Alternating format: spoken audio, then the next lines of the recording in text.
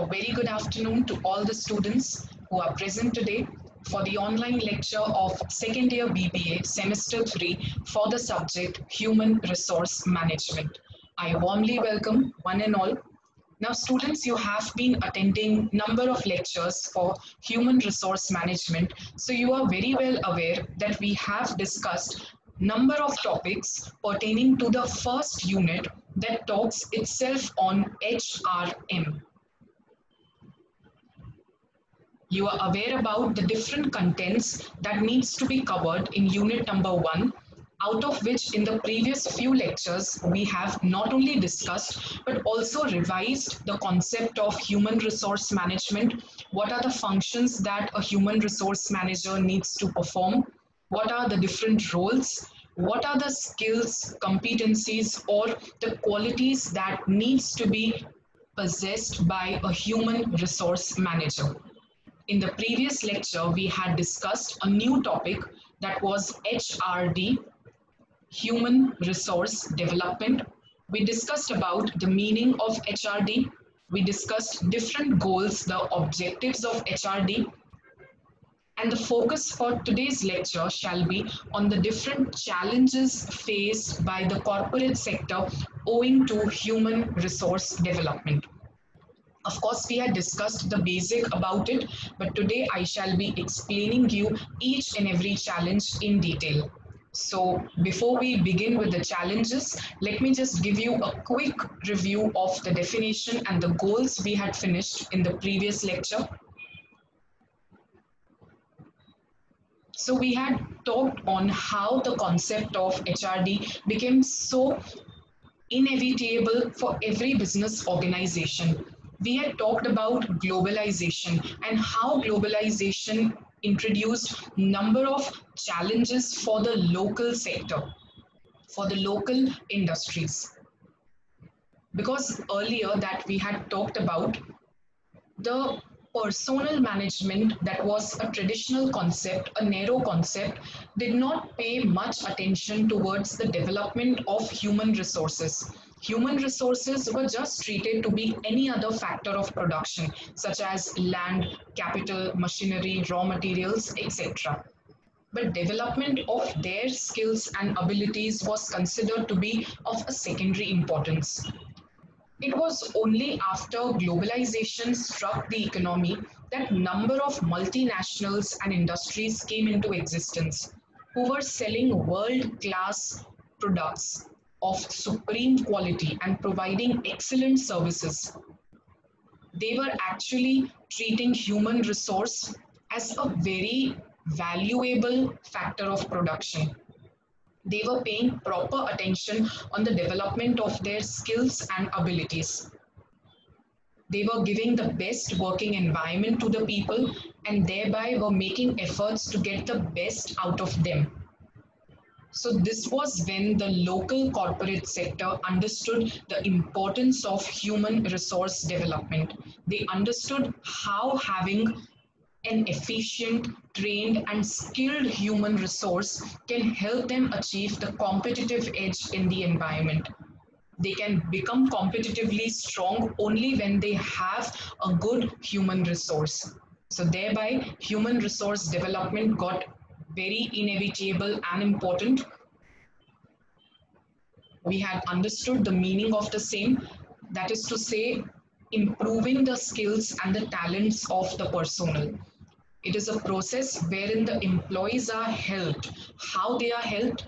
So they would be helped through acquiring and sharpening their abilities. How they can acquire the necessary skills and how they can sharpen the same. Also helping them discover their own inner potentials, to discover what are their needs, what are their aspirations, and what are the skills they actually possess. Lastly, to develop such a culture where there is a cordial relationship between the subordinate and the superior. So we had discussed about the meaning. I hope you are clear with the same. We also discussed the goals, the objectives of human resource development. So there were a number of goals that basically aimed to develop few things. And what were those things? So number one, The capabilities of the employee has to be developed. As I said, it was a very well realized fact that when your employees are developed in terms of their skills, abilities, talent, then and then only can an enterprise survive in such a competitive environment. So their capabilities have to be enhanced based on the present and the future roles that are expected from them. Again, as I said, the relationship between employee and the supervisor has to be cordial. There has to be team spirit developed in the organization. There has to be a good collaboration and cooperation among different units of an organization. That is to say, you should have a good interdepartmental cooperation as well, because it is a very simple fact that when employees are thought about, their skills, their talents are developed, definitely they would be working for the organization with their full commitment, and they would have good relations with the superior or the supervisor. Lastly, when all the things are taken care of, ultimately the overall health of the organization will develop.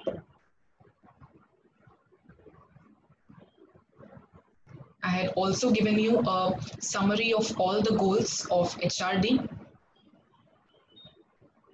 So you can go through them once. I hope you are clear with the goals.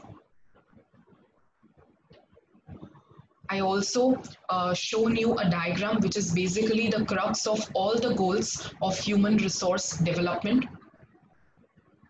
So it was to increase the organizational effectiveness, productivity, quality by investing into the people of your organization, develop their skills that would lead to the growth and development. Because human resource development is not only in the interest of an employee, but of the organization as a whole. Students, we had discussed about the challenges, where I had told you that the challenges faced by the industries, by the local corporate sector, was basically due to the challenges associated with globalization. Because due to globalization, the environment, the market became so competitive that one had to pay attention towards the development of human resource to achieve that competitive edge. It was then when it was realized that human resource development is of prime importance and human resources are not just any other factor of production.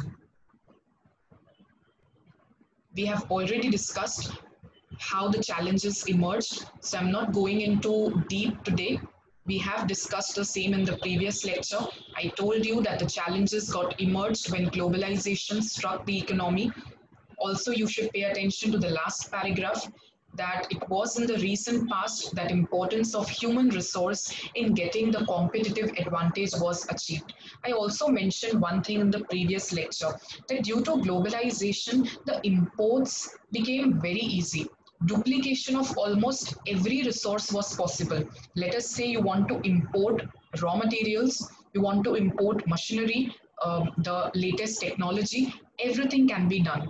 But duplication of human resource is something not possible. If you have skilled and efficient human resource, you can achieve the competitive edge.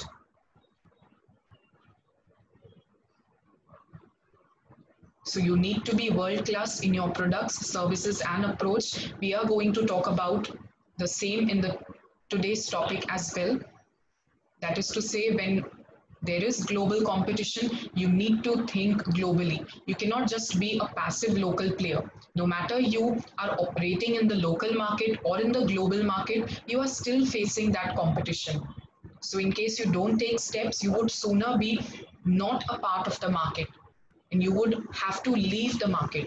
So, for your survival, it is very important to have a global approach. So I hope that you are clear with all what we have discussed in the previous lecture. Students, the topic for today, an important topic that we are going to do, are the number of challenges that are to be faced.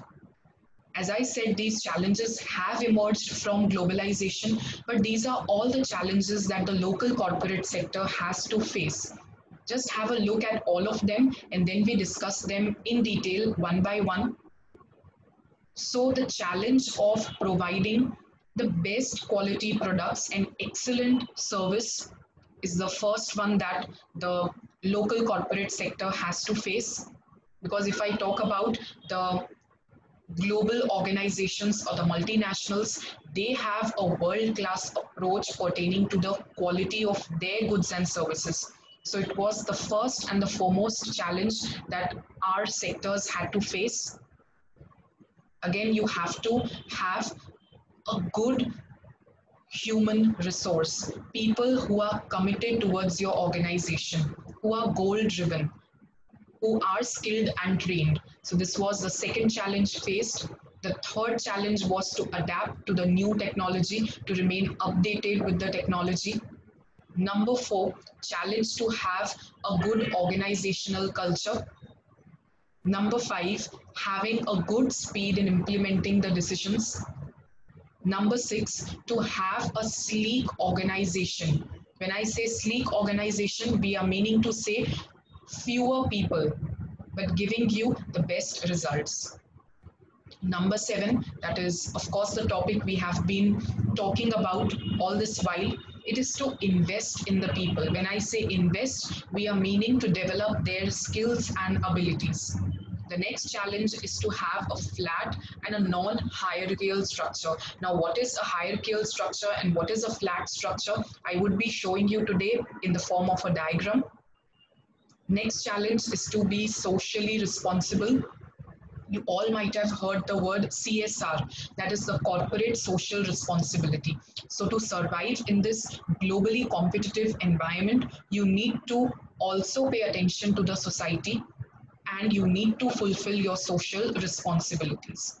Last but not the least, again, one of the challenge faced is to build up a learning organization where the organization and its people experiment, learn from their successes and failures, thereby keep on learning, innovating, inventing, and whatnot. So these are all the challenges that we are going to talk in today's lecture one by one. So let us begin, students. The first challenge that is being faced by the local corporate sector owing to globalization and owing to number of multinationals coming in the way is the quality challenge. When I say quality challenge, you have to be very much sure about the quality of the goods that you are selling and the services that you are providing. You need to have a quality consciousness. Your products have to be of the best quality and the services you provide have to be excellent so that you can survive in that competitive environment. You can face the competition being provided. So, this is the first challenge being faced, the challenge of maintaining the best quality whatsoever. So, let us understand the first challenge. So, as I said, the world class organizations, by world class organizations, we mean to say the globally competitive organizations, the multinationals. They are the quality driven organizations. They are selling products of high quality and their services are excellent. In the organization, everyone is quality conscious and they are constantly striving to meet high standards. So when they are such quality driven organizations, it creates a challenge for our organizations to survive with the same, to provide the best quality goods. So producing quality products and services at competitive price is a major challenge for all the corporates today. So if you want to survive against those world-class organizations in such a globally competitive environment, it is a challenge for the corporates to sell the products and provide the services not only at the best quality, but it also has to be at a competitive price. Because ultimately, when there are two organizations selling the same or near same quality products, but if the products that we are selling are of higher price, then definitely we would be losing the demand of it and people would be substituting our product for the other organization. So the business goals of any company cannot escape the emphasis on quality. So I hope that you are clear with the first challenge, that is to have products of the best quality, services to be excellent, but at the competitive price.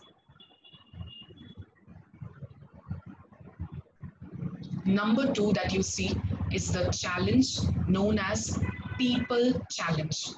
When I say people challenge, the world class organizations have human resources who are very well committed and motivated to work. They are those who are goal driven.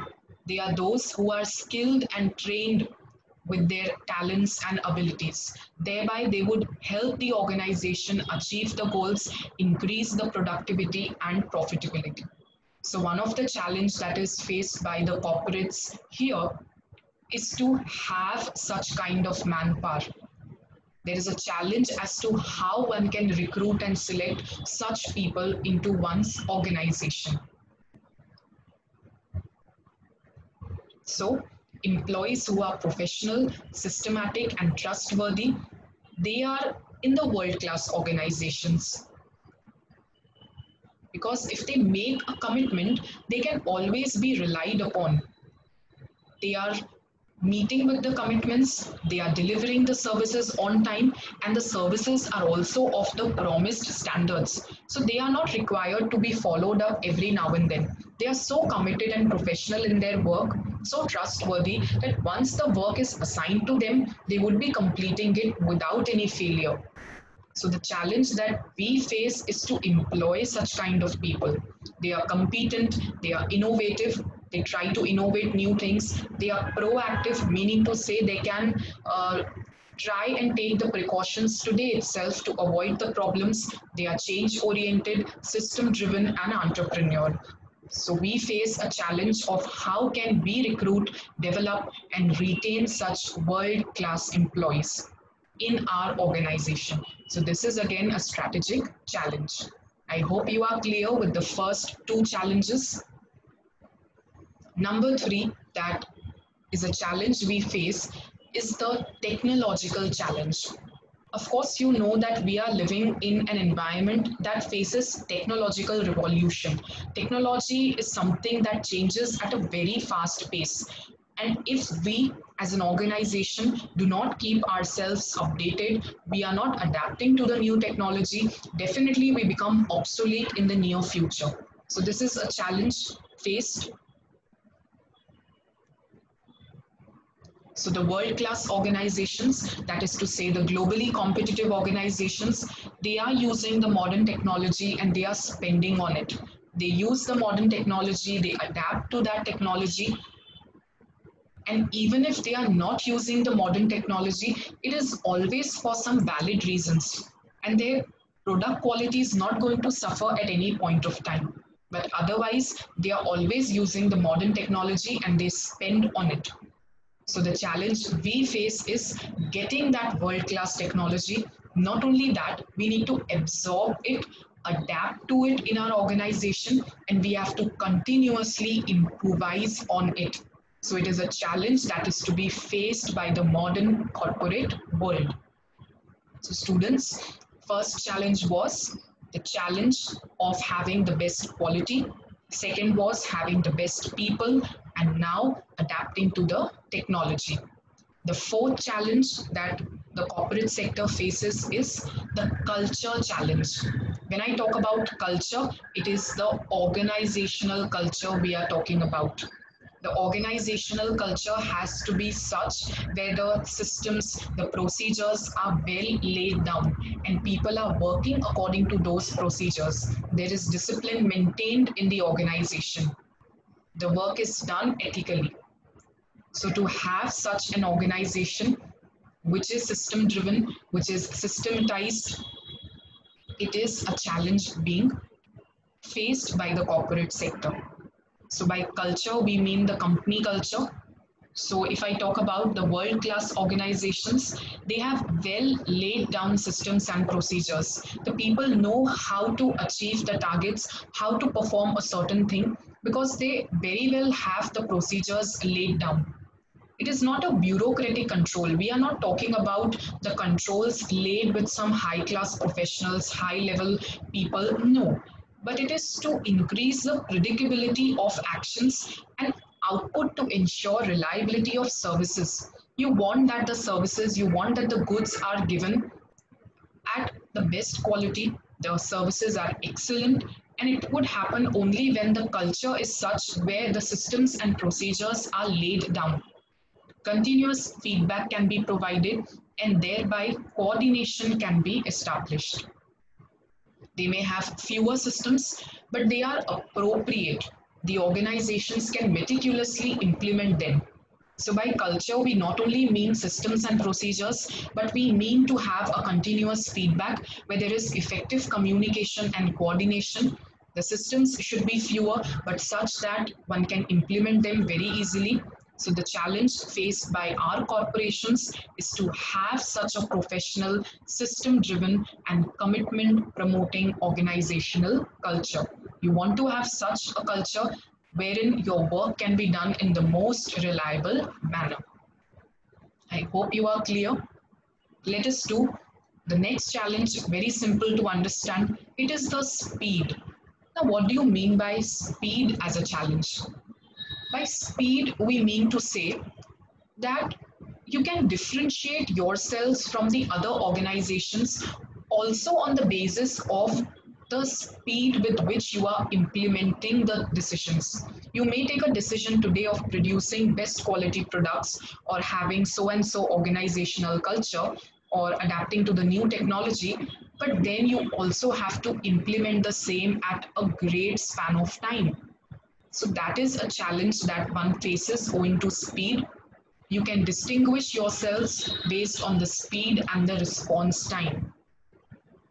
These are the high speed organizations. So once a decision is taken, as I said, the implementation has to be faster. Keeping the service speed high on one end, the response time has to be small.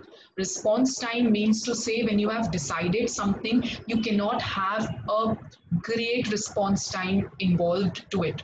You need to respond to those things very quickly, whether it be providing good quality products or whether it be adapting or responding to the new technology. There is a change being introduced, you need to respond to it quickly. The next challenge is sleek. Sleek means to say that you need to have a sleek organizational structure. Sleek says that you have to have fewer number of hierarchy or fewer number of levels in your organization. With fewer people, with best technology, you can get sufficient production. You can still achieve your objectives and you can maximize on your profits. So having a sleek structure is again one of the challenge. So the world-class organizations are sleek with fewer people and with the aid of modern technologies, world-class organizations are able to accomplish a lot. You need not always have number of people working. Creating the structure complex will not help you achieve the goals. You might have heard about a saying that too many people spoil the broth. So you do not require too many people always to achieve your goals. You can manage the business with fewer people, so it will lead to lesser overheads meaning to say low expenses, and thereby the structure gets sleek. So it is again a challenge that we are facing as corporates, how to create a sleek organizational structure, no matter with lesser people, but still achieving the best targets.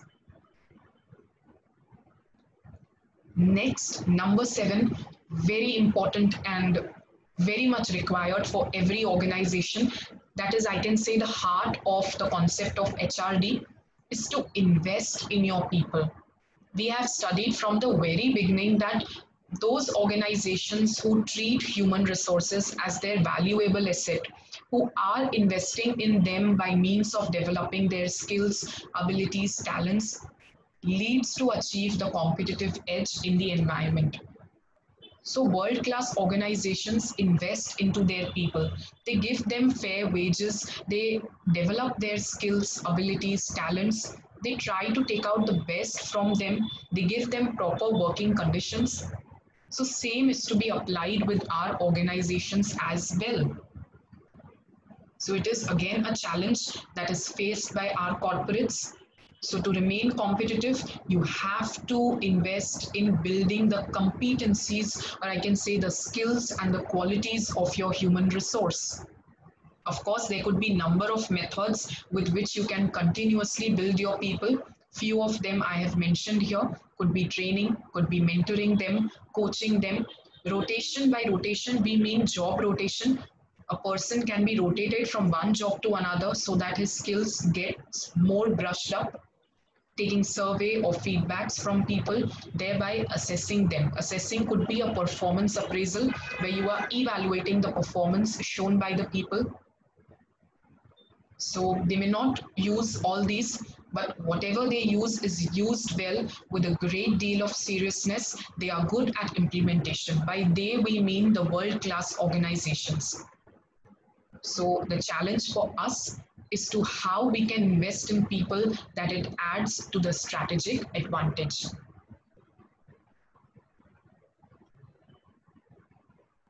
The next challenge, that is number 8, is the challenge to have a flatter organizational structure. I also told you in the beginning of the lecture that I shall be showing you one diagram to explain the difference. This is the diagram. On the topmost, you can see that it is showing you a hierarchical organization where you see there are number of people with number of levels included. There is always a person at top and there are people working down. Again, you see the levels go on and on. This is something very complex, but on the other hand, the flatter organizations are wherein the number of heads, the number of levels have been reduced. Instead of being a complex, it is much more simple as an organizational structure with reduced number of levels. So this is a challenge that we are facing. How can we convert the existing organizational structure to a much more flatter and a non-hierarchical structure? Because world-class organizations follow a structure which is flatter. That is to say, bringing out work with fewer people. So students, world-class organizations have flat structures, the decision-making well structured. There is little bureaucracy. You don't have power in the hands of few top officials, but there are well laid down systems. They are not hierarchy conscious, but they are commitment and responsibility conscious. People are not working due to the level that they have in the organization, but because the responsibility and the commitment they show. They are goal driven and procedure driven. There is a culture of respecting each other. The decisions are not made on the basis of levels or positions. As I said, the decisions are not taken based on the level that you assume in the organization, but based on the role, responsibilities, needs, and the systems. People would be respected, the work would be valued, not based on the designation, promotion, or the level you hold in the hierarchy. That has nothing to do it is basically based on the work you perform. So it is the same challenge that we are facing to break the existing business to build a more flatter and a non-hierarchical organization. I hope you are clear with this challenge as well. Moving on to the ninth challenge, yet again an important one in the recent times. It is a challenge to be socially responsible. The world-class organizations, if we talk about, or the multinationals that we talk about, they are having the sense of civic responsibility. Not only being profit conscious, they are also conscious towards the society. They take steps, they take measures of how they can develop the society, they can create their input in the development of the society. So the same challenges faced by our corporates. where along with making profits, along with being cost conscious, they have to be conscious towards the society as well. So the next challenge is social responsibility and high commitment to the nation. As I said, the world-class organizations are good corporate citizens. They realize that their own survival is at stake without proper investments in the society where they live. They also perceive such investments as having economic value. They know that if we would invest in society, it is going to give benefit to them as an organization as well. And if they stop being socially responsible, they would not be able to survive in the same society any longer. There could be number of examples. It could be investing in the rural area. It could be maybe giving free education. It could be organizing some blood donation camps.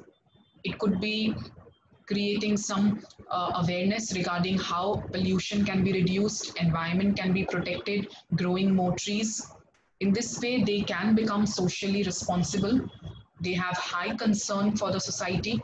They have a sense of civic responsibility and a sense of duty to their own country. It is reflected in their contribution to the neighborhood. For example, they are environment conscious as well. So they have a sense of values, concern for the people, and services override their concern for profits. They may be profit conscious, they may be cost conscious, but they are contributing towards the social causes as well. So keeping all the things constant, one has to be socially responsible equally. The last but not the least challenge that is faced by the corporates today is how to become a learning organization. Because world-class organizations are learning organizations. By learning, we mean to say that they experiment, they take the risk and the challenges, and thereby they learn from their mistakes, if any. They learn from the successes or the failures of those experiments. They keep on looking for changes, adapting to the same, developing their skills and abilities. They look for new inventions or innovations that they can do.